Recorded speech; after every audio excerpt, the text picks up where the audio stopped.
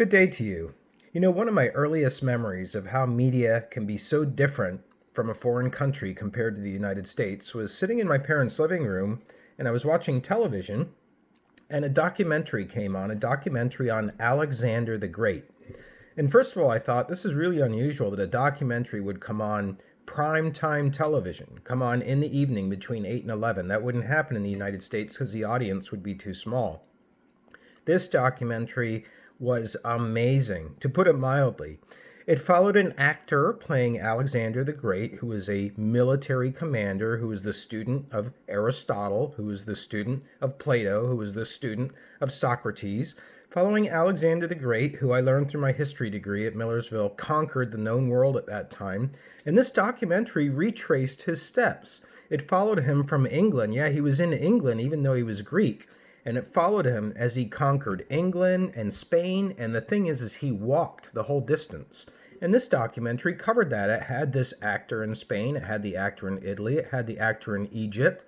Alexander conquered a lot of territory. And here is this effectively TV show recreating his adventures. And I imagine what the cost was like to do that and how long it took to shoot this production, all for a documentary that probably not a whole lot of people were seeing, but I was seeing. And it reminded me, even back then, that who pays for media content has a lot to do with how that media content ends up. And so that is what we are studying today. We are studying the financing of media content. And as we shall shortly see, the BBC is funded by a very different means other than advertising, which is why Alexander the Great as a documentary was a viable piece of media content to create and put on television. And so that's what we're talking about today. We're talking about financing. We're going to learn about methods of financing media. You know the main method is advertising, but do you know there are other methods as well? We'll be getting into that momentarily. But before we do, let me just say that now is a good time to take your pulse in the course. We are passing over the halfway point of this course. And you should be asking yourself, am I performing like I should be performing on the RSC posts and the country media posts? Do I understand the assignments? Many of you do. Many of you are writing really excellent, sharp-minded analyses of media content, both in the RSC columns and also in the countries that people are posting media content from. Most of you in this class are doing very, very well. Those of you who are not, do you understand yet what the RSC post assignment is all about? If you're not understanding it from the feedback that I'm leaving you, from the examples of RSC posts that students are submitting that are excellent examples that I'm sending around, if you're not understanding this assignment from the assignment guidelines that are posted on D2L, then the next step is always to schedule an appointment with the instructor for oral consultation, if you want to put it that way. That's what being a professor is all about, is making sure that you're available for students, but students have to seek that help.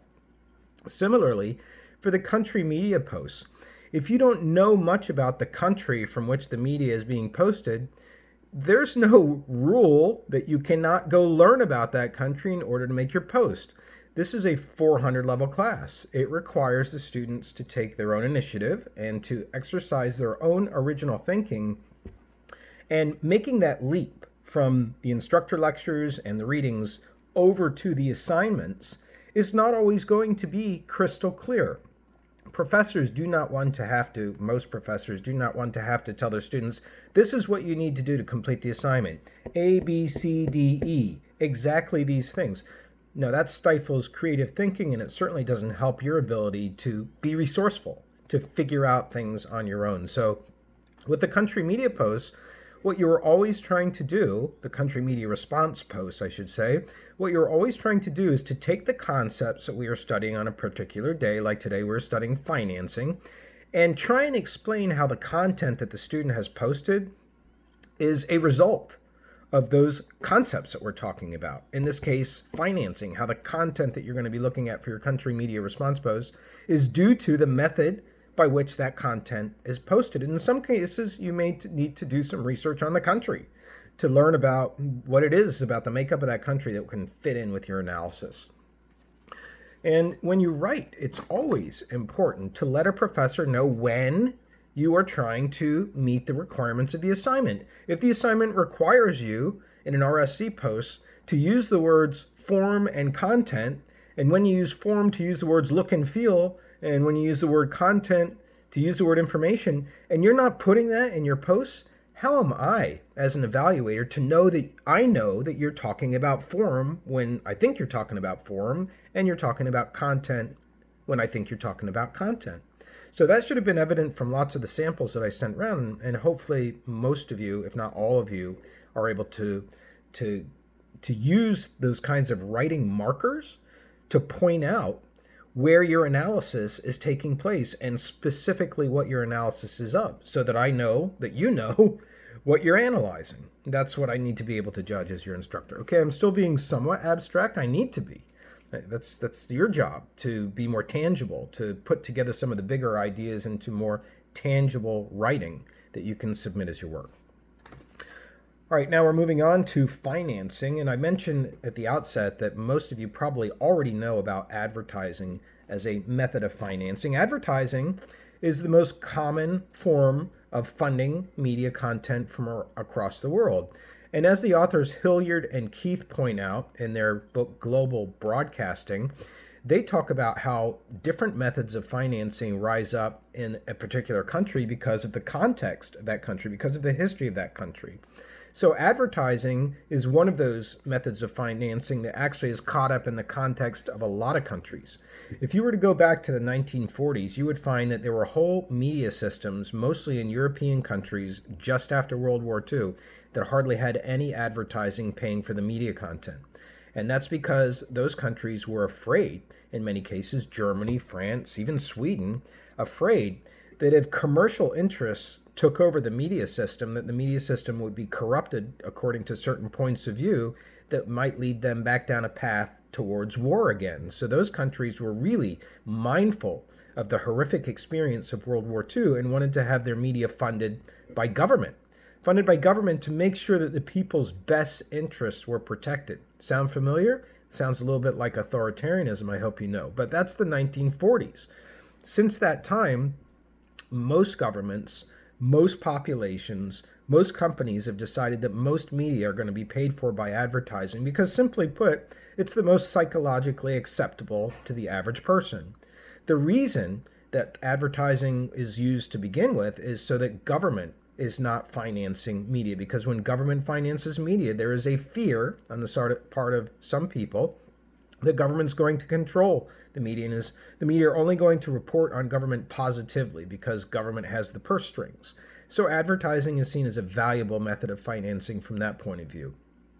Advertising is also seen as a valuable method of financing because people don't really believe that they're paying for it, even though they are. Advertising actually adds about 5% onto the cost of everything you purchase because of the budget that's needed for the Geico commercials, the McDonald's value meals, the Verizon cell phones. Everything that you're purchasing, if it's a company of any size, is advertising for it, and they have an advertising and marketing budget. So where does that money come from? It comes from the purchases of the products, because the people purchasing the insurance, the people purchasing the McDonald's burgers, the money that's used for those purchases is going to the McDonald's advertising budget. So advertising does have a cost, but we don't really believe that it does. If we watch a television show and it's for free, even though we're paying for cable or paying for satellite, we still perceive of it as free. We kind of separate that expense out. It's not like going into a store and buying a magazine. It's not like going to a movie and paying to see a movie. It's not like paying for access to behind the scenes content on a website.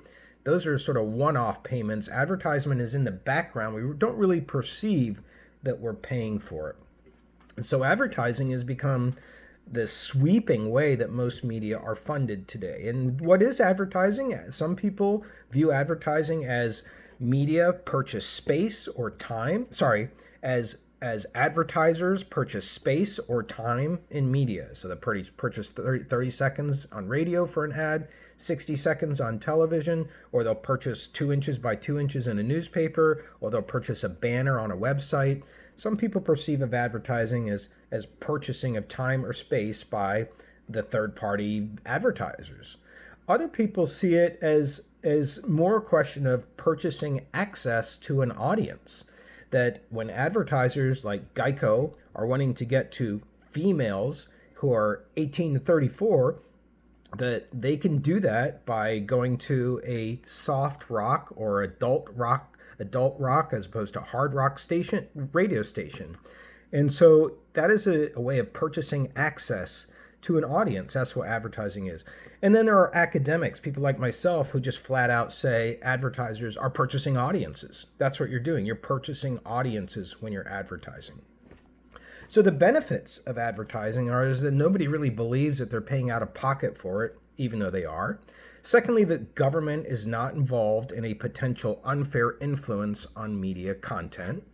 And thirdly, because there is enough wealth in most countries for vendors to be able to advertise. I mean, in some countries, like Ghana, advertising, there's no purpose for it.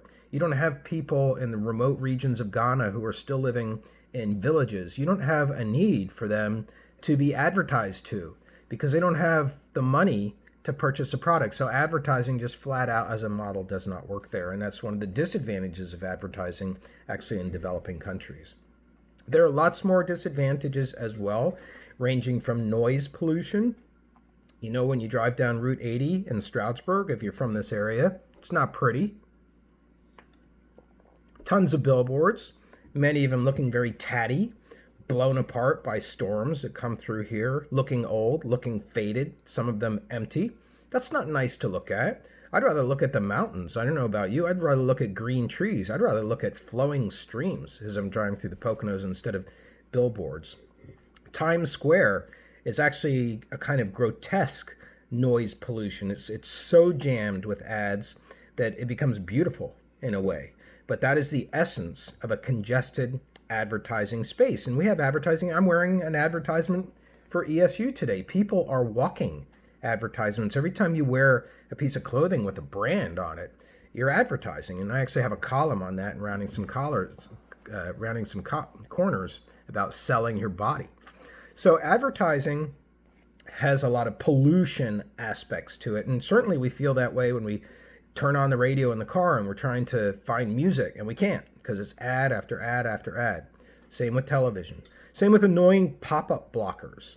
It gets us an aesthetic problem. That's one problem for advertising. Another criticism of advertising is that it dumbs down the content. It dumbs down the content because by its very nature, advertising wants the biggest audience possible. It wants the biggest audience possible. So what happens if you have a television show where the characters start to use language that is too educated for the average person? Okay, the audience is going to fall off. What happens if you have a television show that pushes the limits of morality too closely? Like what if you have a person on there who's an atheist and they're going around questioning people who believe in God all the time? That's not going to really fly on most television channels, maybe as a one-off TV program, but not certainly as a series because of cultural values we have towards religion in this country. And so advertising has its problems because those kinds of things, which some would say would be necessary to truly have a society of open ideas where there's open discussion and any ideas are under consideration, any ideas at all, that's what a democracy in its purest form is all about. Those people would say advertising dumbs down the audience. We even have a term for it. We call it LCD programming, or lowest common denominator programming. It means that the program will sink to the most understandable level, will lower itself to the most common denominator amongst all people. It's like this. If I were to put all of you into the same room, we would actually be in the same physical space together, and I bring in a radio receiver and I say, hey, can you guys put on a radio station? I'll be right back, and I leave the room. If I come back in the room, is it going to be a heavy metal station? Is it going to be a hip-hop station? Is it going to be a country station? Probably no to all of those three things because the most common denominator amongst all people would be hit songs.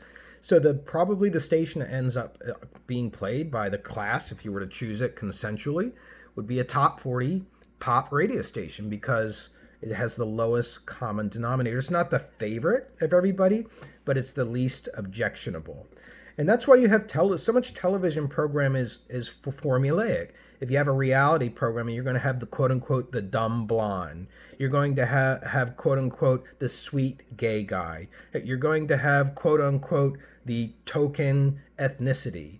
This is a very cynical way of looking at TV content, but I'm doing it on purpose. I'm being very stereotypical on purpose to point out that there is a dumbing down of the audience due to advertising always forcing programmers, people who produce media content, to reach for the largest audience possible. And what it does is it eliminates certain kinds of content, and it also brings into other kind of predictable, stereotypical kind of content. And finally, advertising is criticized for going after children unfairly. Actually, many countries have protections for children in place. Like in Sweden, it's illegal, period, to have a child in a TV advertisement or to have an advertisement that is aimed at that child. The thinking is that children are too gullible, they're too vulnerable, they're too innocent. They can't know at the age of 6 whether a cereal is good for them.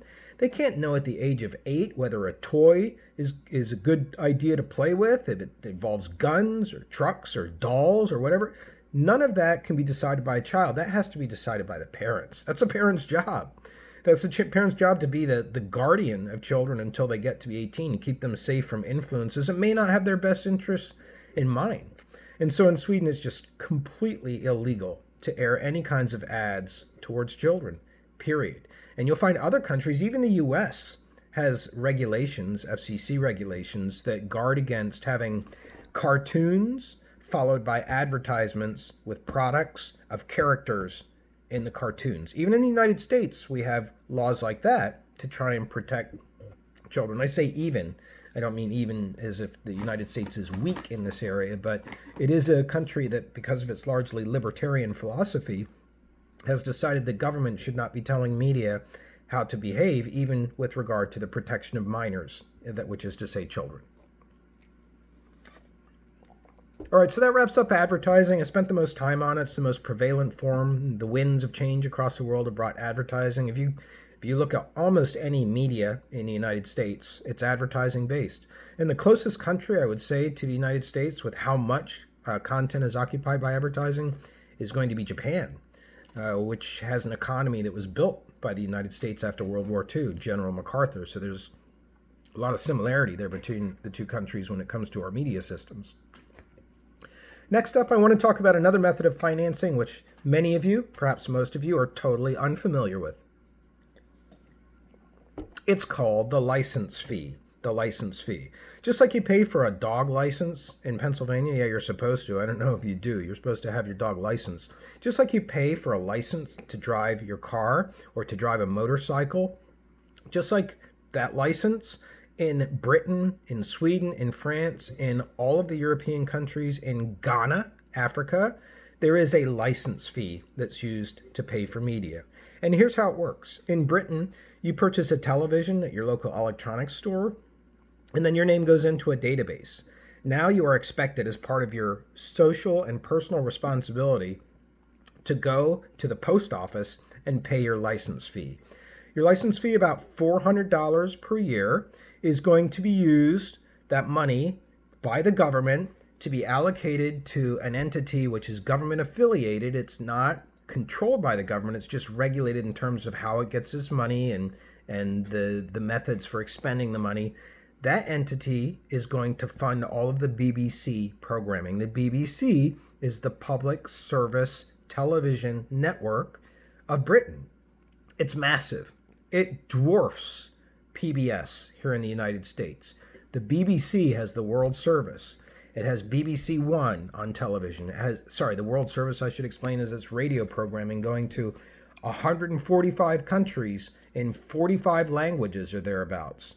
It's going to 200 countries, reaching 145 million people with 45 languages. That's sprawling, that BBC World Service. It was set up after World War II to keep people who had left Britain and taken up occupation in South Africa and the United States and Jamaica. It kept them in touch with Britain, but today it continues on WESS radio here at East Stroudsburg University, amongst many other places, as a world service for people who are interested in a BBC perspective. Many people who are not British are interested in that perspective.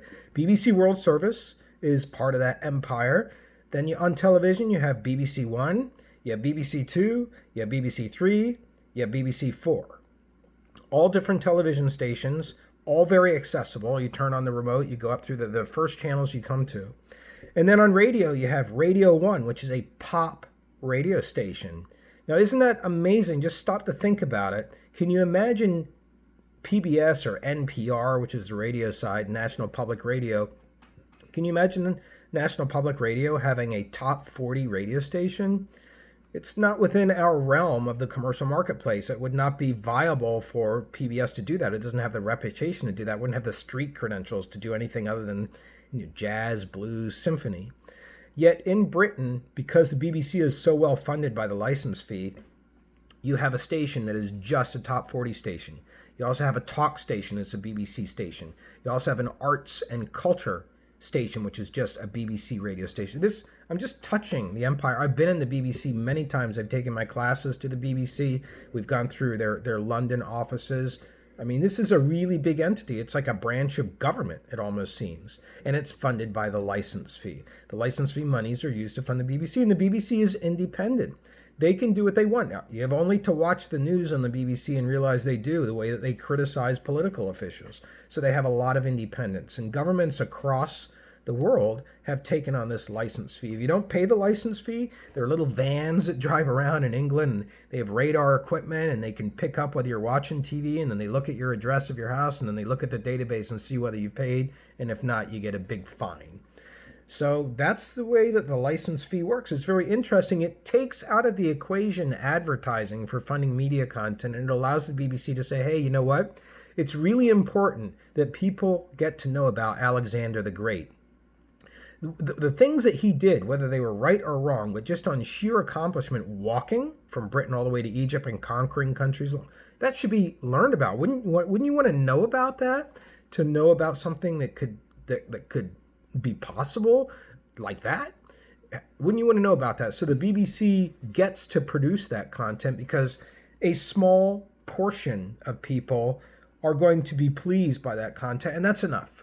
That's enough. That's a social responsibility of the media. Media are not just for the majority of people. They're also for subcultures of people. That's a philosophy of social media responsibilities, and we can see that working out now in terms of the license fee. The license fee, however, is criticized also. It's criticized by non-license fee receiving broadcasters. I guess I didn't say that. I said that kind of clumsily, I should say. Basically, people who don't have to pay the license fee, those commercial TV stations, those commercial radio stations in France, in the UK, in Sweden, in Germany, in Spain, they say, hey, you guys are getting free money. You're getting automatic money, and we have to go out there, and based on the economy, we have to sell ads. That's not fair. And they have a point to that the license fee is a guaranteed stream. And that's the second criticism, that guaranteed stream of funding, at least in theory, could mean that the BBC will not try to innovate its programming. It will not try to change because there's nothing driving it to have a big hit. There's nothing driving it to strike it rich by getting the attention of an entire nation watching that media content like Tiger King. So the license fee is criticized for stifling creativity, I guess you could say. Although in my experience, the programming that I've seen on television channels with license fee has been right up there with being interesting, but maybe that's just because I'm an educator. So the license fee is criticized for that.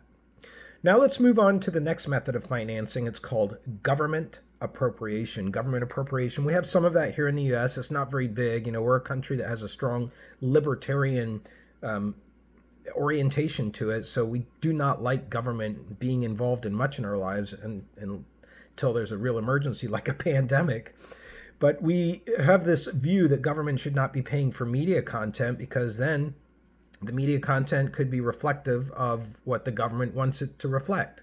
And so our government appropriation is very low. But where we do have it, we don't have it for newspapers. We do have it for broadcasters. And it's in the form of the Corporation for Public Broadcasting. It's an incorporated nonprofit entity. It's an umbrella organization, the CPB. And then underneath it, you have NPR, National Public Radio, and then you also have PBS, the Public Broadcasting System. And those two entities can apply for grants from the main umbrella organization and use those grants to produce content. It's a kind of a fragmented system compared to how license fees are handled in Britain and France and Sweden. But it does provide educational programming. That's why we have Sesame Street. I mean, that's mainly used by parents for babysitting their kids to have Sesame Street, and then you have Masterpiece Theater, and you have old British comedies, and then you have Nova, the documentary program on PBS, and you have Morning Edition, and you have Open Air, I think it's called. These are news-oriented and public affairs shows on National Public Radio. You have a lot of this, but within the overall landscape in the United States, very, very tiny portion. Most people are not watching PBS or NPR unless you are a child watching Sesame Street, or you reach that demographic where you're semi-wealthy and you're not as interested in the hustle bustle of commercial media content, so you're slowing down. You're more interested in, again, I'm stereotyping an audience, you're more interested in more educational, slower, slightly academic content. That's when you go to PBS and NPR. But in the grand scheme of things, they're not funded that much compared to the BBC, and it does not have a big presence in the United States. Government appropriation in other countries, though, does create content that is seen by a lot of people. In Canada, they use flat-out government appropriation. That means taxes collected from people to fund the CBC. The CBC, the Canadian Broadcasting Corporation, another massive media empire, nonprofit media empire. I've taken my students to the CBC many times in Montreal and to their offices in Toronto as well, the museum in Toronto. And the CBC is funded by government appropriation.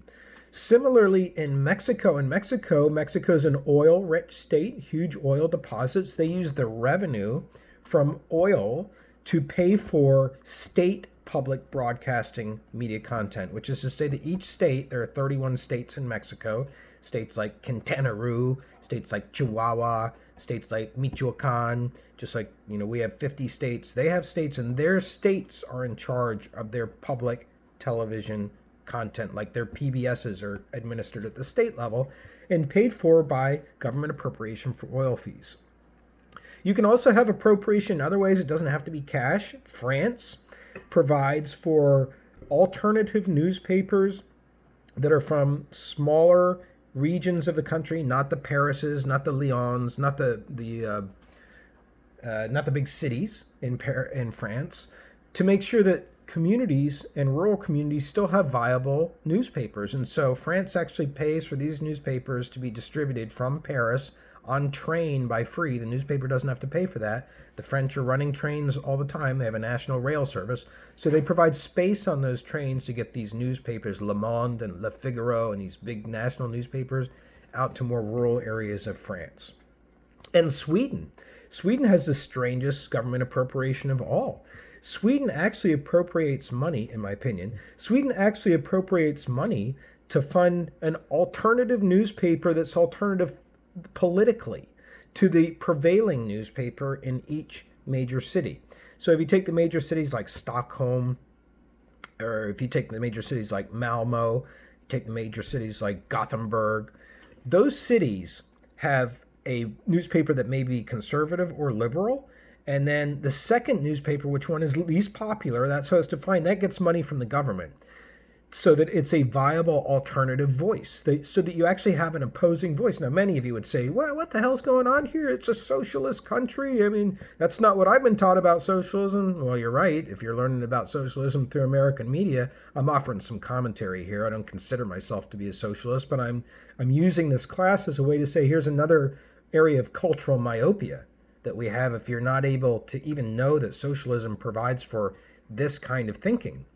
Because in Sweden, you can actually have a government in power that's conservative or liberal, and they're actually funding a newspaper that has an opposite political viewpoint. Can you ever imagine the Democrats in the United States funding a Republican-oriented TV network like Fox, or the Republicans funding a TV network that's more liberally oriented like MSNBC? No, it's just beyond what we consider government to be doing. But in Sweden, that's in play, and that's government appropriation. Again, it's a way of avoiding media always having to placate the interests of advertisers, of dumbing down the programming, of coming after us all day long with selling us things. Now we go on to the next method of appropriation. This is called user fees. User fees is where you pay for an item per use. It's like when you go to a store and you buy a magazine. It's like when you pay per view to watch something on television. It's like when you go to see a movie. User fees in theory works well, but user fees does not help a media organization that has a multiple method of distributing different kinds of content make up for the content that's less popular. There have been user fees discussed for many years in Congress, not so much recently, for cable systems. This idea of a la carte payment.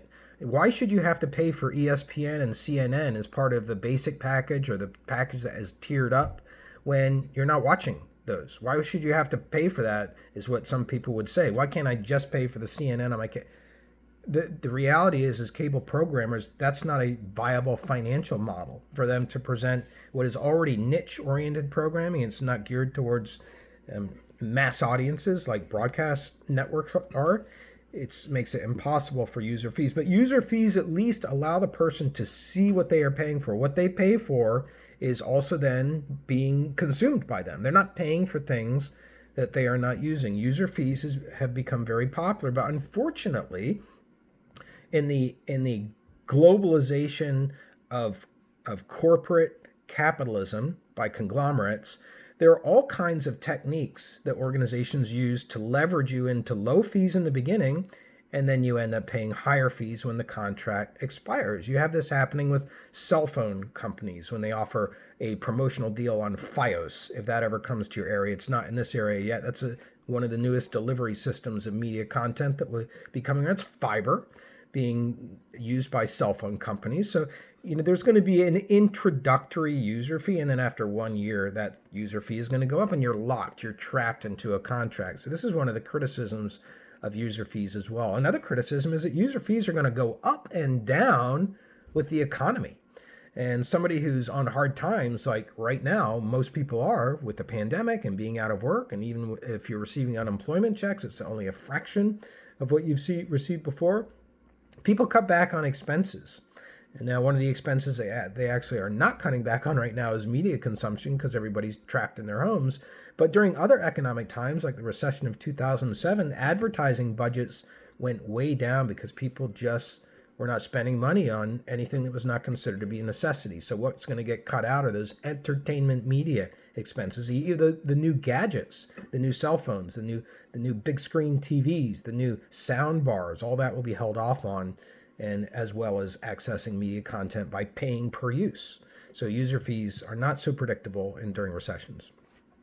And finally, we have donation. Donation as a method of financing. This is asking corporations to donate money to pay for media content because it's a tax write-off for them. It's asking people who support membership services provided by local media to donate, to give money, to write checks, to become a member, to